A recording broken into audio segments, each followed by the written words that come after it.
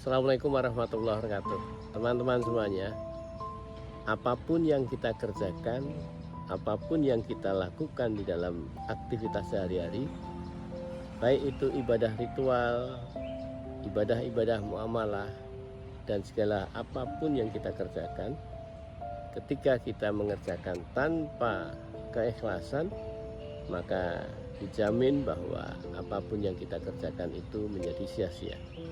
Karena ikhlas itu adalah segala hal yang kita akan lakukan dan kita peroleh, itu semua adalah karena Allah. Kita niatkan karena Allah, bukan ada niat sedikit pun untuk unsur yang lain selain Allah.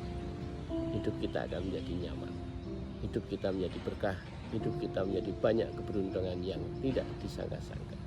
Assalamualaikum warahmatullahi wabarakatuh.